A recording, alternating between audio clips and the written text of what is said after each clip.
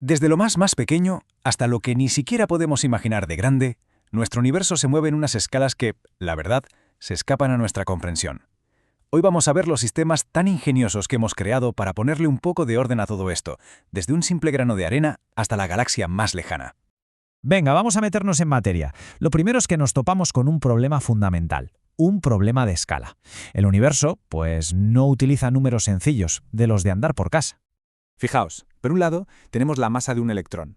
Es que es casi imposible de leer, menuda fila de ceros. Y por otro, la masa de la Tierra, un número tan largo que marea solo de verlo. Intentar escribir esto ya es un lío, pero es que hacer cálculos con estos números, una auténtica pesadilla. Entonces, la pregunta es obvia. ¿Cómo es posible trabajar con cifras así? ¿Hay alguna forma de domar a estas bestias numéricas? Pues por suerte, la respuesta es que sí. Y no es ningún truco de magia. Es una herramienta matemática increíblemente elegante que se diseñó justo para esto. Se llama notación científica. Podríamos decir que es como el lenguaje secreto de la ciencia, que permite coger esos números gigantescos o diminutos y ¡zas!, los convierte en algo mucho más manejable y fácil de entender. La idea es bastante sencilla. Se basa en dos partes. La primera, la mantisa, que se queda con las cifras importantes del número, con la chicha. Y la segunda parte, el exponente, que es básicamente una instrucción que te dice cuántos sitios tienes que mover la coma decimal y hacia dónde. Y el proceso es sorprendentemente fácil, de verdad.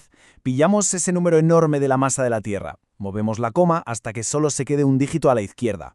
Luego contamos los saltos que ha dado la coma, 24. Y ya está.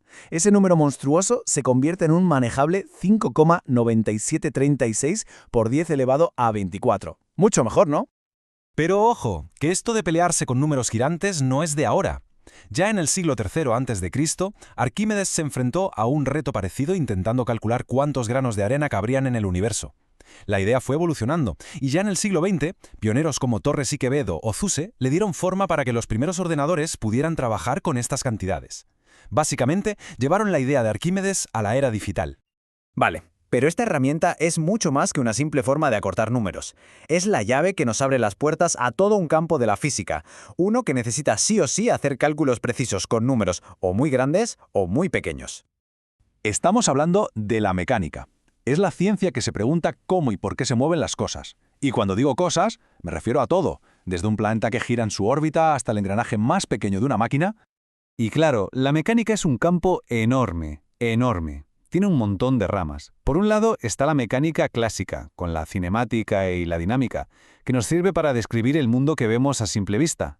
Pero es que también se mete en terrenos mucho más raros, como la mecánica cuántica, que intenta explicar el comportamiento de las partículas subatómicas. Cada una es una pieza del puzzle para entender el movimiento en el universo. Dos de las ramas más importantes son la cinemática y la dinámica. Para entenderlo de forma sencilla, la cinemática se pregunta cómo se mueve, o sea, describe la trayectoria, la velocidad, pero sin meterse en el por qué. En cambio, la dinámica va directa al grano y se pregunta por qué se mueve, analizando las fuerzas que están causando ese movimiento. Vale, todo esto suena muy teórico, muy interesante, sí. Pero, ¿cómo se aplica esto en el mundo real? ¿De qué manera estos principios acaban dando forma a las cosas que fabricamos y usamos cada día? Pues la respuesta la tenemos aquí, negro sobre blanco, en el Plan de Estudios de Ingeniería Industrial. La física no es solo para teóricos, es la caja de herramientas fundamental para los ingenieros que tienen que diseñar y construir el mundo que nos rodea. Y que quede claro, esto no es un ejercicio académico para aprobar un examen.